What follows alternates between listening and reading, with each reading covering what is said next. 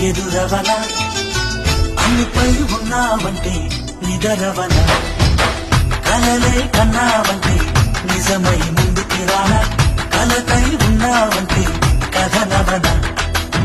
అమ్మలో ఉండే సగం అక్షరం నేనే